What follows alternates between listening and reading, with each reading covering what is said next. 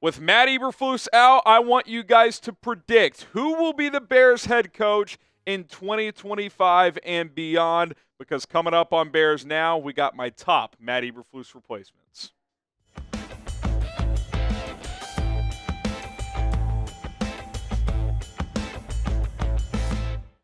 I'm Harrison Graham. It's been a whirlwind of a 24 hours when it comes to the Chicago Bears. Eberflus out, Thomas Brown the interim. And on today's show, I'm going to take a look at 15 head coach candidates to get the permanent gig in 2025 and beyond. Little teaser, Thomas Brown is on this list, so stay tuned for that. Let's dive into it. Cliff Kingsbury has plummeted on my rankings. When we did this about a month ago, I think I had him top 5, which that was an egregious mistake by me. I just thought the Caleb connection, what he's doing with Jaden, but Cliff is cliffing again. He's doing what he does, which is struggle the second half of the season. I'm out on Cliff Kingsbury. I've got him on the list because I could see him getting an interview. He obviously has a relationship with Caleb Williams. I really do not want him, though, especially as the head coach at this point in time. So I kind of think that that ship has sailed. But, you know, if they finish strong in Washington, maybe that could be something that gets reconsidered. Number 14, Zach Robinson, a young up-and-comer, McVay guy. This Falcons offense has been pretty good. I feel like it's a little early right now for him. He kind of feels like this cycle's Bobby Slowick. Like, he's probably going to get some interviews, but don't think he's quite ready for a job. Let's see what he does another year or two as an offensive coordinator. Brian Flores comes in at number 13. I really like Brian Flores as a coach. I love how aggressive his defense is. I love his mindset. He's a no-nonsense guy. But I have major pause for a couple of reasons. One, can he mesh with quarterbacks, period?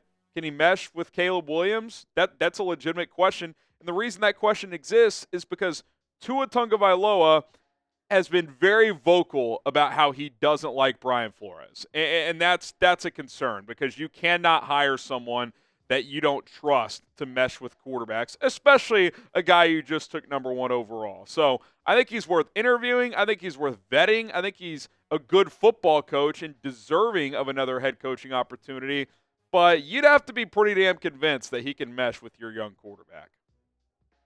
At number 12, we got Aaron Glenn, the defensive coordinator with the Detroit Lions. I really like what he's done with that defense.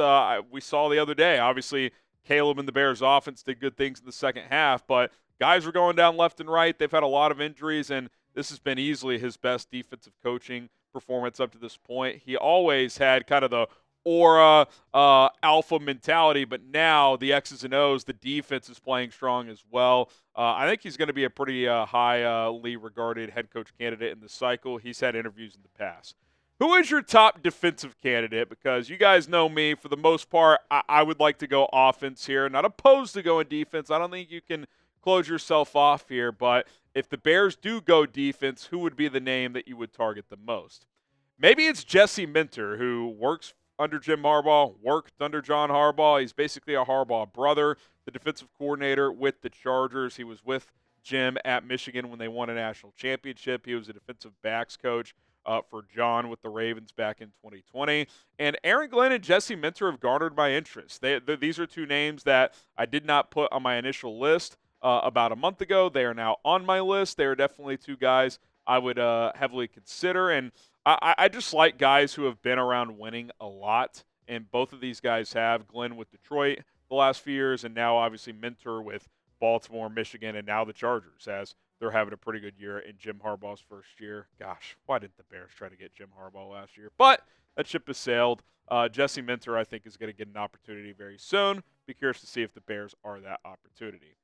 Subscribe to the channel. We're going to have full coverage of the Bears coaching search over the next weeks, potentially a couple months here as we get on into the offseason. Obviously, we're covering daily content as well. Still 5 games to go. How does this team play down the stretch? Plenty of other topics to discuss. But hit that subscribe button. Turn on notifications. We got you guys covered here on Chicago Bears Now.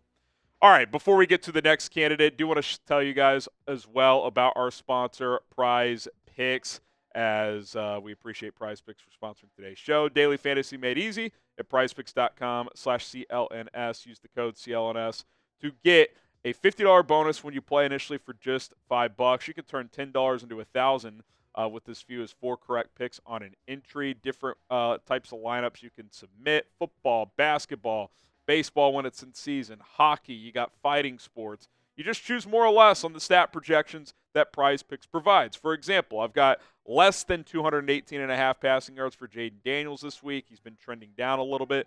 Bo Nix trending up. I like the more on 224.5 passing yards for Bo. 5 to win 15 on this 2-player entry. And remember, if you're a first-time customer and use our code CLNS, doesn't matter if you win or lose your first $5 entry, you're going to get a $50 credit into your account anyway. So get started right now at prizepicks.com/CLNS. Use the code CLNS to get that $50 bonus. Okay, Dan Lanning, another name on my list that wasn't last time. It's been reported in the last few weeks that NFL teams could be interested in Lanning. Jeremy Fowler, I believe it was either him or Dan Graziano. I think it was Fowler, though, reported that a league executive told him that Lanning has some Dan Campbell to him. That's at least intriguing to me. Like, I want to learn more if I'm the Bears or any team looking to hire a head coach. So, if he has that alpha male mentality, he's certainly an aggressive-minded coach. He goes for it on fourth down a lot, occasionally almost too aggressively, which Campbell's got some of that as well. But I'd rather have that than just the old school, just, we're going to punt on 4th and 3 at midfield mindset. He believes in his guys. Oregon's rolling right now as a program, so he's certainly a guy at 38, 39 years old that is going to garner some interest, and I've got some interest in him. Lincoln Riley, the head coach at USC, he's going to be mentioned. He's going to be brought up. There's going to be public discussions about possibly remarrying Lincoln Riley and Caleb Williams. Caleb Williams has had a very close relationship to Lincoln Riley since he was 16 or 17 years old. Left Washington, D.C., where he played his high school ball, went to small Norman, Oklahoma to play for him at OU. After one season there, when Lincoln went to L.A., followed him to L.A., where Caleb Williams won the Heisman Trophy and then became the number 1 overall pick. They are very close. Caleb recently mentioned that Lincoln called him, basically just gave him a pep talk. Stay positive, keep going. These guys are very close. This is clearly a mentor of Caleb's. I've got some concerns. Things have slipped for him at USC the last couple of years. Do you trust him to get a good defensive mind at the NFL? He's never coached in the NFL, even as a position coach, so that is concerning. But I do think if he's interested, there will be some public conversations about this. Whether or not the Bears will show interest, that remains to be seen. I got Todd Monken at number 8, kind of a career coordinator. He was briefly the head coach at Southern Miss, but that didn't go that well, and I don't know how much to really judge him on that. That's a very difficult college program. What he's done with Lamar the last couple of years, especially this year, taking that next step as a passer, is pretty interesting. He is 58 years old, so he's not, the spryest chicken out there, but certainly someone who's had a lot of success with a lot of different quarterbacks. Got to talk about Bill Belichick. I don't know where to place him here on my list. I got him at number 7, and some of you guys probably think that sounds crazy. Bill Belichick, the GOAT, how is he not in your top 3? Others are like, why is he even on the list? And that's kind of where I'm at. I'm all over the place. I got him in the middle here. And the reason I just am hesitant is because as soon as Tom Brady leaves New England, that thing falls apart. He's involved in player personnel. He's making all kinds of bad draft picks. It seemed like he lost players in the locker room over time. And is a Belichick-Josh McDaniels combination a good fit in Chicago, especially with Caleb Williams? Josh McDaniels is about the least personable guy that's ever been a head coach. Eberflus is pretty bad, but Josh McDaniels had got 2 chances, and it was just a disaster. I just don't know if that's the right fit for Caleb. Again, if you don't interview the GOAT, in Bill Belichick, or the arguable GOAT, I think that's a mistake, but I don't have him super high on my list right now. Liam Coen, the offensive coordinator with the Bucs. I like the different experiences he's had. He's been under McVay. He went to Kentucky, came back to the NFL, went back to Kentucky. Now he's calling plays for the Bucs, doing a really good job with Baker Mayfield. So I think he's going to be one of these hotshot coordinators that garners some interest. And, again, not cracking my top 5, but definitely a name that I'm intrigued by. At number 5 is Kellen Moore. He's a fast riser on my list. I think I had him at 10 or 11 last time. Now I've got him at 5. I just like that he's worked with a lot of different quarterbacks and had success. Dak Prescott, I get the Chargers were a mess last year, but Justin Herbert had a really good year with Kellen Moore. And now he's got Jalen Hurts' confidence back. Last year, Hurts didn't have a good year. This year, Kellen comes in. He's taken the pressure off him by committing to running the football with Saquon. He's running Hurts more, playing to his strengths, which is what a good play caller does, adapting to his talent. Now, again, like with any of these coordinators who have never been a head coach, you really got to figure out if they can command the room. Can they lead the entire team? Can they stand in front of a press conference and just look the part? Because Matt Eberflus never had that. It's not required, but it helps. And I think this time around, if you're the Bears, you got to get an alpha. And Kellen's had interviews before. Not sure why it hasn't quite worked out. I think he's been a finalist for a couple of jobs. But for a young guy, he's had a lot of experience as an OC for several years now. So I think it's sooner rather than later he does get a shot. Maybe the Bears are that shot. Joe Brady at number 4. There were recent betting odds that had him as the favorite to be the next Bears head coach. I warned you guys, don't get too caught up in that. But he's going to be a hot candidate. In his mid-30s, Josh Allen, he wasn't off the rails before Brady took over middle of last season, but he wasn't having his best year, and turnovers have been down. They're 15-3, Buffalo is, since Joe Brady has taken over as the offensive coordinator. Josh Allen has taken much better care of the football while still being pretty aggressive. I like that he runs the football. The coordinators that Josh had before Brady did not do that with their running backs very often. He seems to be balanced offensively, and he's a young guy. So if you hit here, you could have him for 15, 20 years potentially. As is Thomas Brown, the guy that is the head coach of the Chicago Bears for the remainder of this season. He gets the interim title after the Bears fire Matt Eberflus. Brown gets his shot to show the Bears what he can do.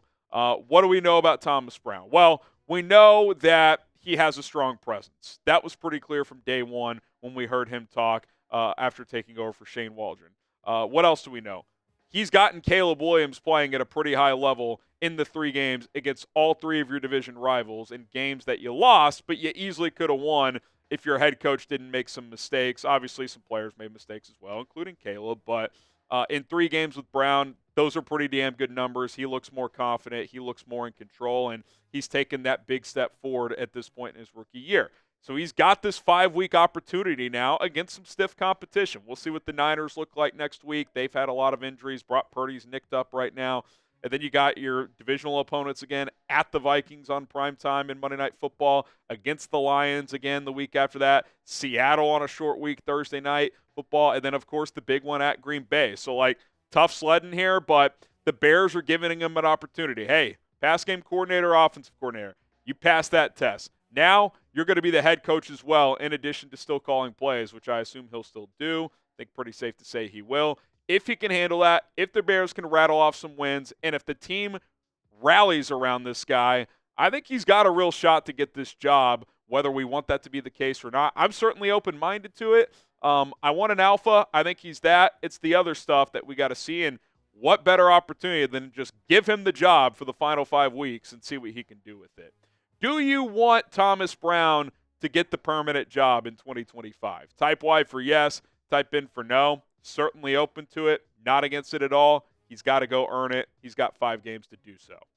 At number 2, Mike Vrabel. Speaking of alpha, he checks that box. I think the questions with him would be, do you trust him to get the coordinator hires right? Because once LaFleur left for Green Bay, that offense started to slip in Tennessee. Now, he did have Ryan Tannehill. Obviously, Caleb's a much better talent. Is there a scenario where you could get Vrabel and Thomas Brown stays as the OC if Vrabel wants that? I'm not sure.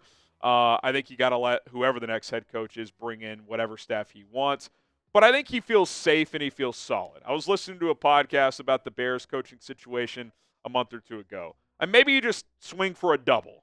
Don't swing for the grand slam. Mike Vrabel feels like a double. And in a division with 3 really good head coaches, you can't afford to miss. So I certainly would not mind Mike Vrabel. I think he'd be very good.